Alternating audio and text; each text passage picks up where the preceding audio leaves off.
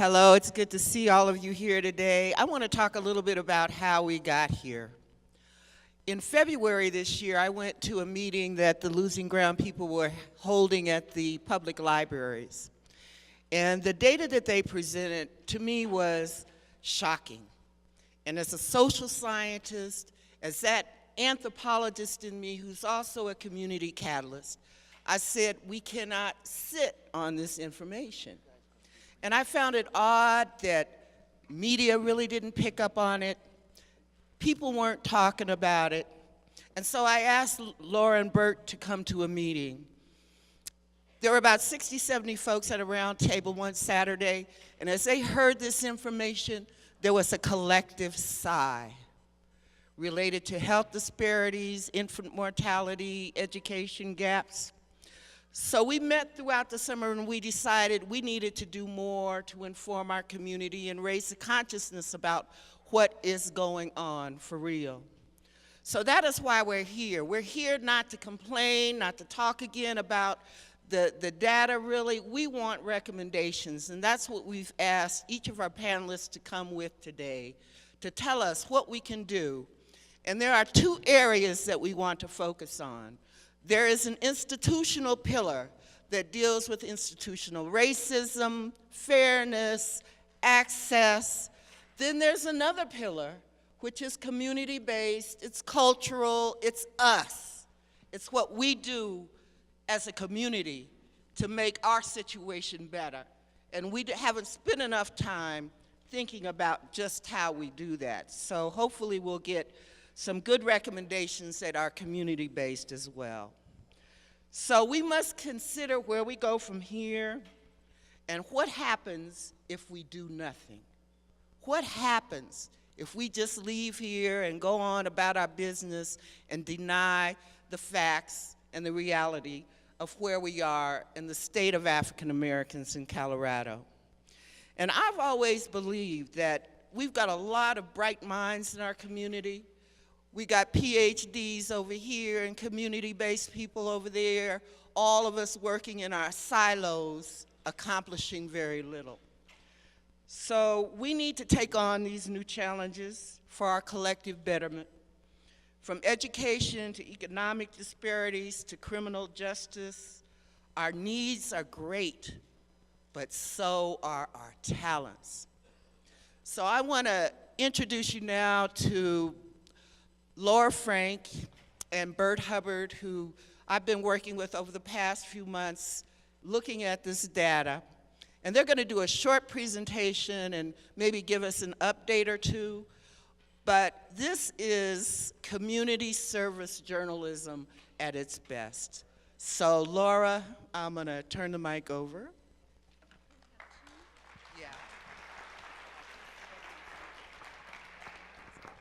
Thank you. I'm Laura Frank. I'm the executive director of iNews at Rocky Mountain PBS.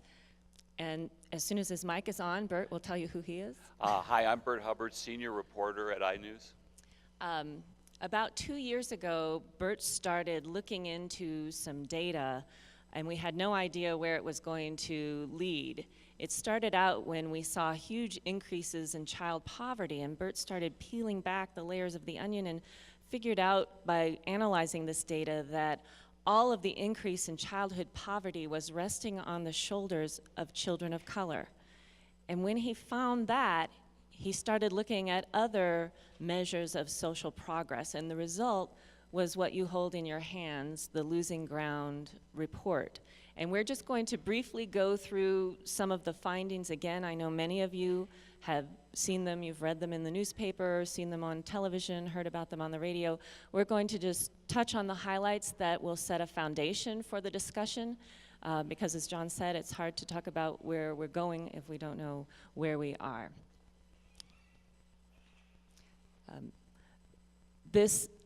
That's okay, we can go on to the next one. Vernon and I are going to coordinate this because we don't have our clicker. One of the most disturbing findings, in my view, as a mother, was this about Latino and African American babies being significantly more likely to die before their first birthday than white children. You can see from from the graphic that for Latinos, the rate was even going up, and there are developing nations where the infant mortality rate is not going up.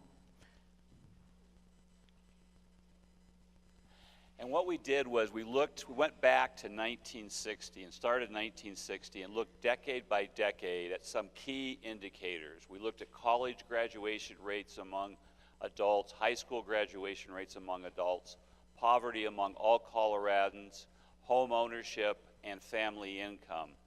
And what we found almost across the board was a trend that you can see here, where in the case of college graduation gaps, the gaps have continually widened decade by decade.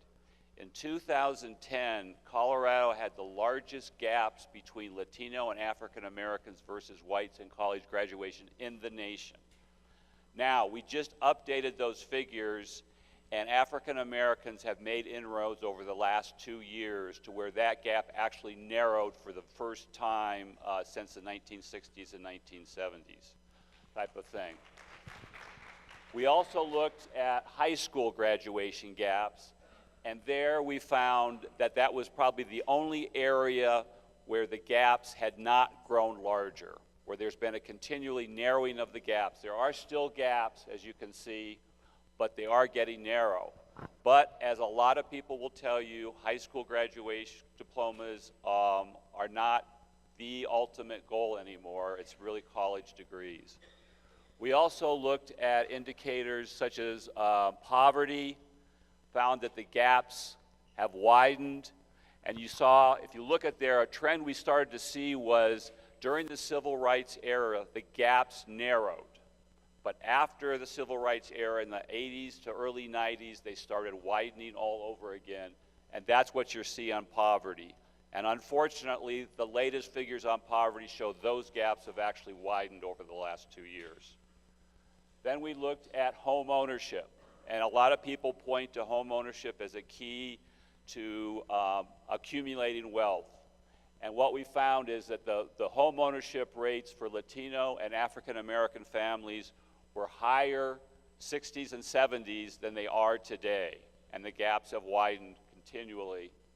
And finally, we looked at family income. And what we found in family income was, again, the African American Latino families were making more compared to whites back in the 60s and 70s than they are today, and they've actually fallen below 60% of what white families make. This is a quote from someone we interviewed for the series, the senior research fellow at the Brookings Institute. And we put it in to just remind everyone, this is not just an issue for African Americans, it's not just an issue for Latinos, it's an issue for the entire state, because if we don't address disparities in health and income and education, then it stands to affect everyone. So what we did was we started asking the questions, why?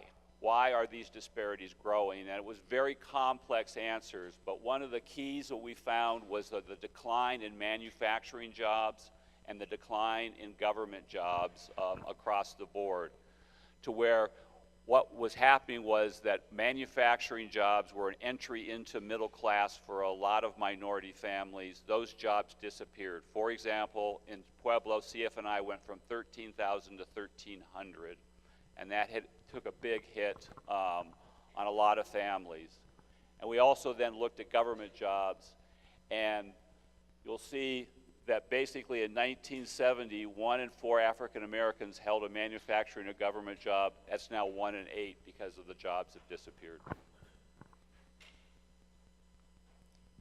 So we're eager to hear what comes out of today. In fact, I wanted to mention that in the area of the office, there's a conference room back there where one of our photographers and an interviewer has set up, and we would like to invite you to come in and spend just a couple of minutes sharing your thoughts about what you hear during the afternoon. They'll be back there until at least 3 o'clock, so I hope all of you can share your thoughts and stop by that room.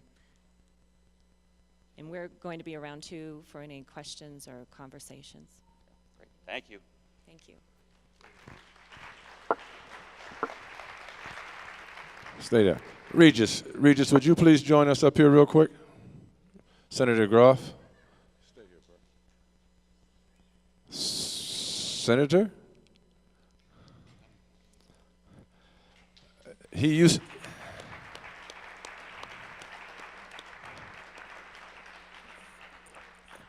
used to be the fastest legislator. I think it's either John Buckner or Rhonda Fields was tracking her time, so it might be her. Roundtable would like to make a presentation to the Losing Ground folks. Number one, they're one of our sponsors, but number two, we just want to tell them thank you for the research. Thank you for getting the research to us, because this is a John Brown type of attitude, those who remember who John Brown is. All right, sharing the information that allows us to be able to do a better job of doing for ourselves. They didn't come here to do this for us. They came to share the information. It's up to us to do what we have to do. But we want to thank you for the time, the effort, and the research.